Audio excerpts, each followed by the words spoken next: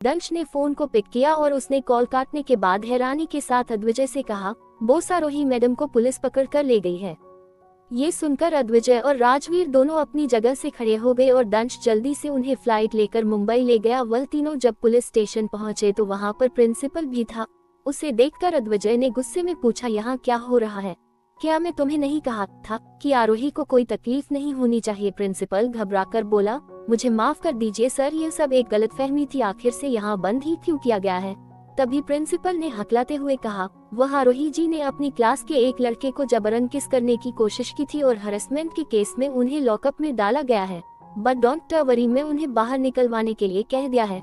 Principal की बात सुनकर गर्ल्स की आंख शौक से बाहर निकल गई। अद्विजय ने प्रिंसिपल को अपनी खतरनाक आंखों से देखते हुए कहा, वह इससे प्रिंसिपल अद्विजय को फिर एक लॉकअप के पास ले गया। इसका दरवाजा पुलिस वाले ने खोल दिया था, पर आरोही बाहर ही नहीं आ रही थी। उसे लॉकअप में काफी देर से मच्छर खा रहे थे और वह अद्विजय को देखकर भी खड़ी नहीं हुई। अद्विजय ही लॉकअप के अंदर गया और उसने आरोही से बिना कुछ कहे उसे गोद में उठा लिया। आरोही ने जब सामने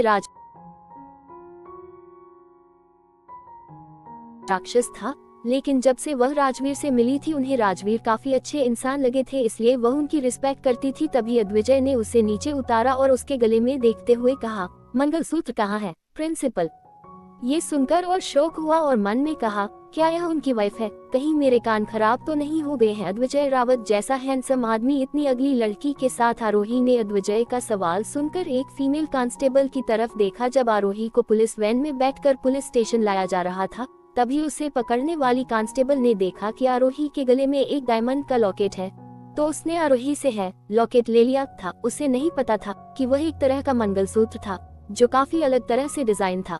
पर इस वक्त कांस्टेबल जेल के महल को देखकर थर-थर कांप रही थी और उसने लॉकेट अद्विजय की तरफ बढ़ते हुए कहा, ये मैडम के गले से गिर गया था और मैं उठा कर रख लिया था। आरोही ने कुछ नहीं कहा तो अद्विजय उसे लेकर आया, पर बाहर उनके लिए एक तमाशा तैयार था। सामने कई सारे न्यूज रिपोर्टर थे और वह लगातार उन दोनों की फोटोज ले रहे थे। दंश सामने आकर बोला, सामने से हटो। रिपोर्टर्स बोले, हमने सुना है इस लड़की ने एक लड़की के साथ हरेसमेंट की है, क्या आप इस केस को दबा रहे हैं? अद्विजय नहीं, इतने सारे रिपोर्टर्स को देखकर पुलिस ऑफिसर की तरफ देखा। पुलिस ऑफिसर ने घटते हुए कहा, हमें नहीं पता साहब, ये कहां से आ गए, हमने इस केस के बारे में किसी को कुछ नहीं बताया है।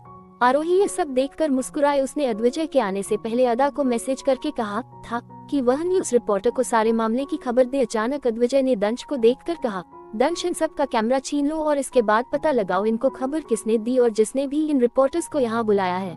मुझे उसे इंसान के दोनों हाथ कटे हुए चाहिए।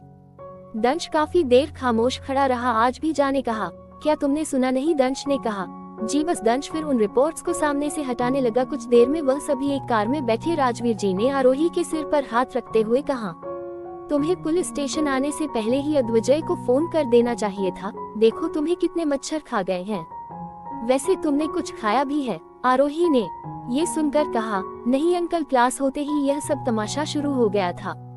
ये सुनकर राजवीर जी बोले, मुझे अंकल नहीं पापा बोल, तुम आप मेरे बेटे की वाइफ हो। अद्विजय कार रोको और इसके लिए कुछ ले आओ। कुछ देर में अद्विजय आरोही के लिए कुछ फास्ट फूड पैक करवा कर ले आया, साथ में काफी सारी चॉकलेट थी। आरोही ने राजवीर जी को चॉकलेट ऑफर की और पूछा, रूही कैसी है? राजवीर जी बोले, वह एकदम अच्छी है, तुम उससे मिलना चाहती हो तो कभी अद्विजय के साथ मुंबई आओ। जी पापा। कुछ देर में वह सब लोग अद्विजय के विला में इंटर हुए। राजवीर जी कुछ देर वहां रुके और फिर वह मुंबई के लिए रवाना हो गए। उनके साथ दंश भी चला गया।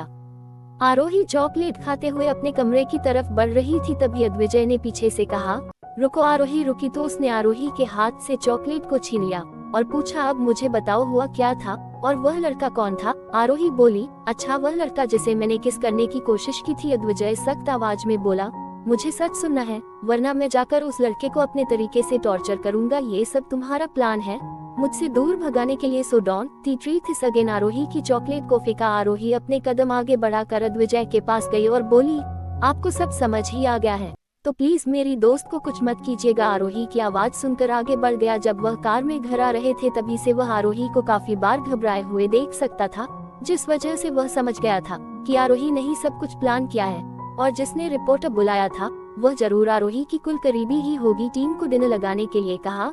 डिनर करने के बाद मैं स्टडी रूम में हूँ, अपने रूम में जाकर सो जाओ। अद्विजय की बात सुनकर भी आरोही उसके पीछे पीछे आने लगी और वह स्टडी रूम में आकर अद्विजय के पास खड़ी हो गई।